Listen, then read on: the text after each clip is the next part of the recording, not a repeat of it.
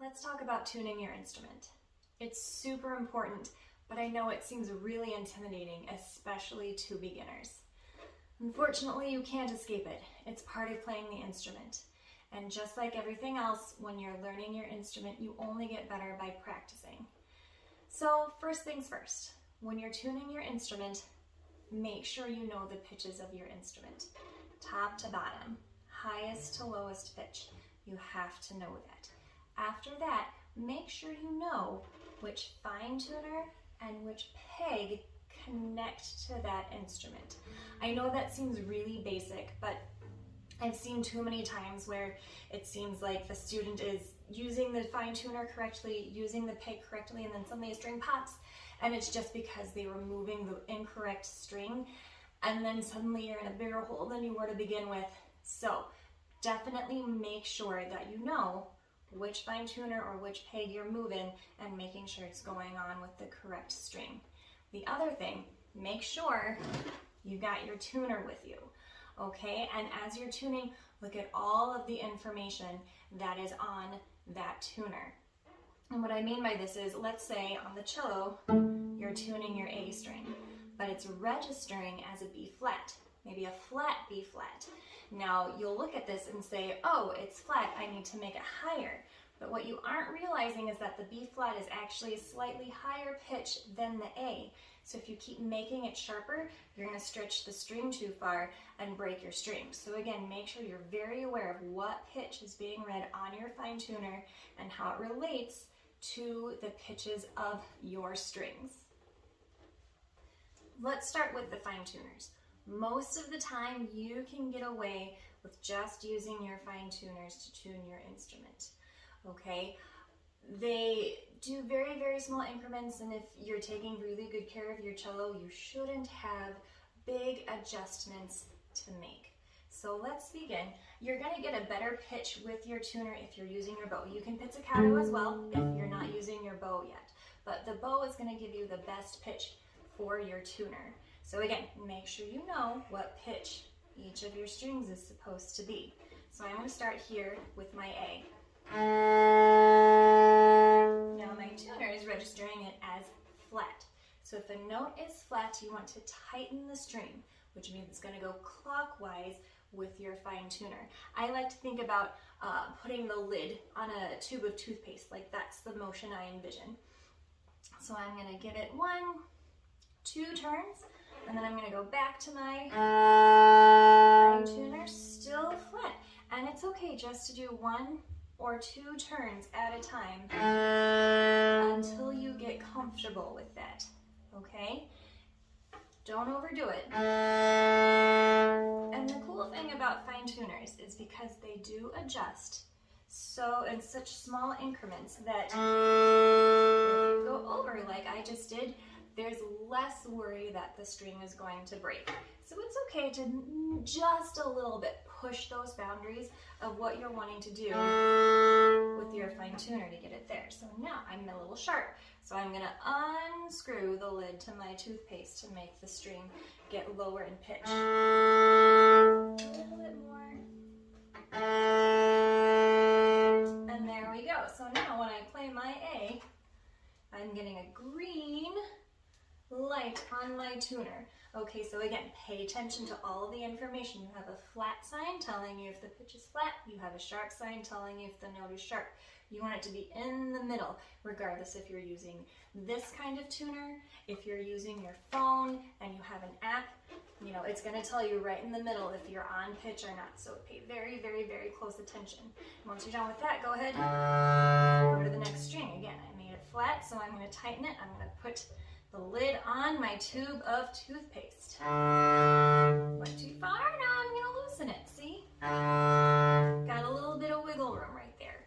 Alrighty, so that's the fine tuners. Let's check out the pegs next. The pegs tend to be a little bit more intimidating because they move in bigger intervals to adjust your string. That's okay. Like I said before, the more you use it, the more you practice, the easier and more comfortable you'll get with it. Let's talk about reasons why you might have to use your pegs instead of your fine tuners. Let's say that maybe your fine tuners are all the way in. They're screwed all the way in. You can't turn them up anymore and your string is still flat. So what you would do then is you would unscrew your fine tuner so you had a good amount out, and then you would use your peg to bring that string back up so that your fine tuner is then usable again.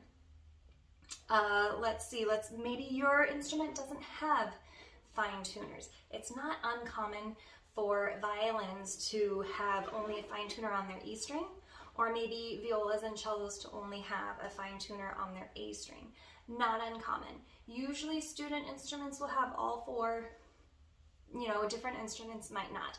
So then you have to use your pegs regardless for your other three strings. All right, let's say we live in Iowa and the weather changes. It gets dry, it gets cold, your wood is gonna fluctuate. You might have a peg that completely unravels. You open up your case and this poor string is just wobbly, wobbly, wobbly. All right, or maybe you accidentally bumped it up against something as you're pulling it out of your case, or accidents happen and the peg just slipped, and again, you have a wobbly, wobbly string. It happens. All right, so let's learn what to do in those situations. Get your tuner out. Make sure you know what's happening. All right, I'm gonna start with my A string. For me, with the cello, it works better if I have the instrument facing towards me. I have a little bit more control that way. So then what I do, I pluck the string. My tuner says, oh look, you're flat. Of course. So I pluck the string, I keep the pitch going, and I do an itty bitty turn. Okay, it was pretty soft, but you could kind of hear it click. Now, to make the pitch go higher, you're gonna turn the peg as if you're revving up an engine on a bicycle or a motorcycle. You're gonna rev it up, okay? To make the pitch go flatter, you're gonna rev it down.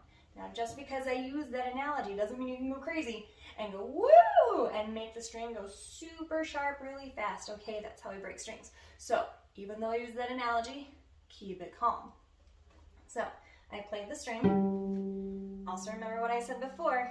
I'm following the string to the peg it's connected to, okay? I'm not going super crazy and going up here. I'm following the string to the peg. All right, so I play the string. It's reading as a G. I need it to be an A. I know a G is flatter than an A. So, again, I do it. Oh, you heard it click there. Just one little click is all you need for now. Oh, now I'm at a G sharp, so I'm going to do it again. I turn it up. Forgot to mention earlier, as I'm turning these pegs, do you notice my hand is coming up? I'm pushing in as I'm turning the pegs. Okay, that's because the pegs are tapered. They're not straight. They come down a little bit to a point to maintain friction in the peg box and keep your instrument in tune. So you pluck the string, still a little flat, still at a G sharp. I'm a sharp G sharp. I'm not gonna make it go down. I'm gonna make it go up to an A. Okay, I pluck the string, I push in, do one click. There, I'm reading pretty close to an A. So now I'm gonna keep going over. I'm gonna go to my D. It is not reading as a D. Same thing, follow it up to the appropriate peg. I rev up, just one little click, two little clicks.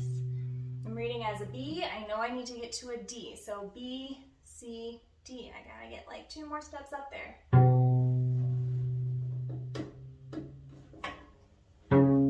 Okay, C sharp, almost there. There, oh, it's reading as a D, but it's a little flat. I think I could do just one more click on my peg. There, that's pretty good. Now I'm gonna double check my A string because that could have done something to change the tension on the A string. So check the A one more time. Got just a little itty bitty flat. Oh, there we go. Okay, so there it was. It's pretty close. What you might do, and it's a good idea if your pitch is close, because I kind of overshot it, go ahead, and this is gonna seem counterproductive. Pluck the string, turn it down a little bit first, and then back up. Okay, that got it closer.